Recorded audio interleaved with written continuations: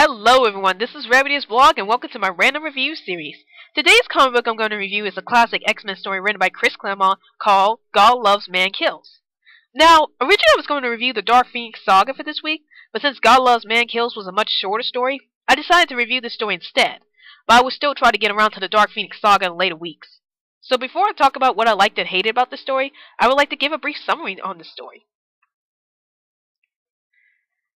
This story is about how a famous televangelist, Reverend William Stryker, started preaching to the public about how mutants are evil and that they should be destroyed. So he decided to create a group of mutant killers called the Purifiers to wipe out the mutant race. Of course, the X-Men get word of this, and they try to stop Reverend William Stryker from destroying the mutant race. This is probably the most difficult review I had done for any comic book since there are so many themes running around this story: racism, prejudice, and religion. And it would be hard for me to completely voice my opinions about what was going on in this book without treading on the sensitive subjects. But here's my review.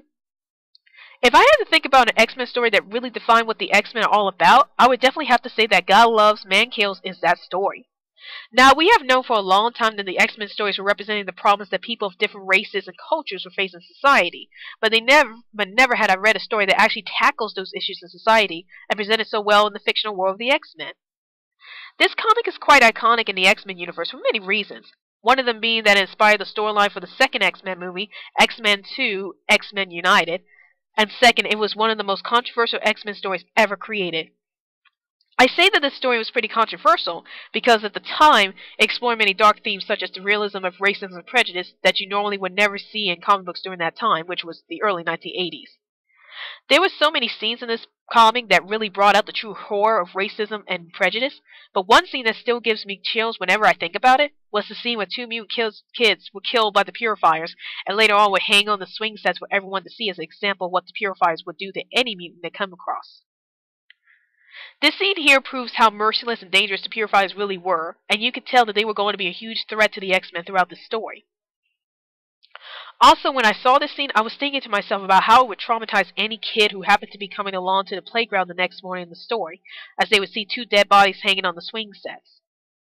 This scene asked the question about how kids in general would handle seeing two other kids being hanged on the swing sets, and the possibility of them getting terrified of this act since they might worry about being targeted too.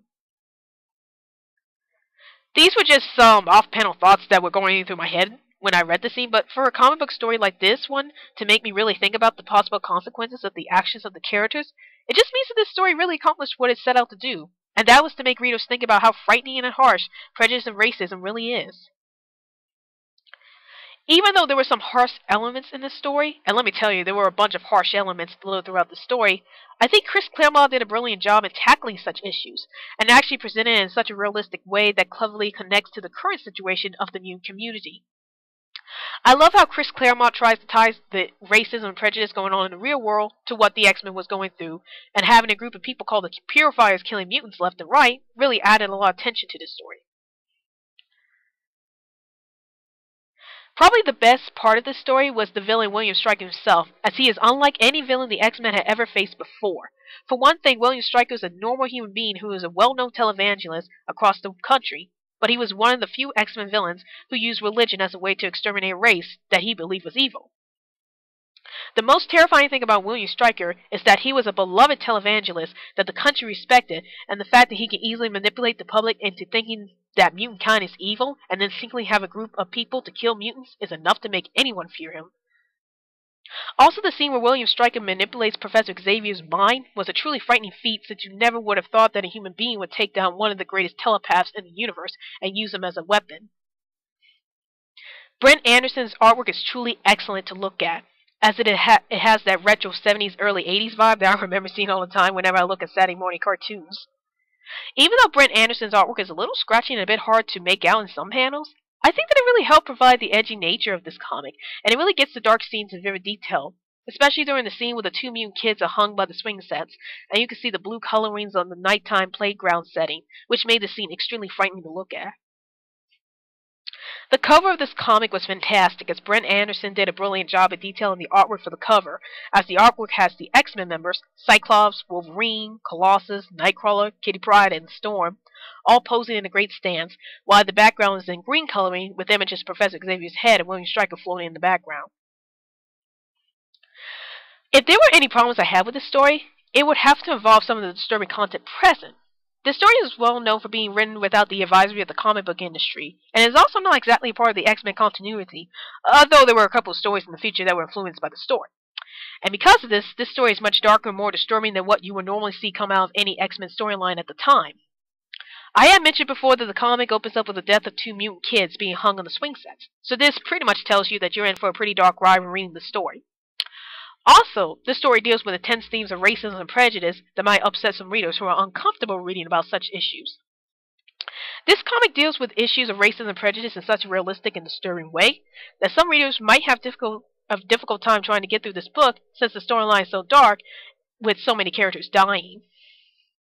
Another problem with this comic is that the story was a bit too short, and some things were sort of left unresolved in the ending, such as what became of Willie and Stryker at the end, and some of the discussions that the characters have about racism and prejudice and how it affected the mutant community seem a bit short-handed. Overall, I give God Loves Man Kills a perfect score of 5 out of 5. Sure, this story is really dark and there were many disturbing moments littered throughout the story, but I think that you need stories that can give readers a clear insight on the true horror of prejudice and racism, and be able to express it in a way that is understandable to the reader. I would highly recommend this comic to fans of the X-Men comics, as it is truly one of the most memorable X-Men stories ever told, as it explores racism and prejudice in a truly realistic way that will really make the readers think about how to handle such tough issues in real life. Well, that's my review on the classic X-Men graphic novel God Loves and Man Kills, and be sure to check out more of my videos in the future. And also, I'm going to start posting my videos on Sunday and Mondays, because that way it can help my subscribers or anybody who's checking out this video to keep up with my videos. And if you don't see any of my videos on Sunday or Mondays, you might see them on Tuesday and Wednesdays. This is Rabbitearsblog, and I'll see you later.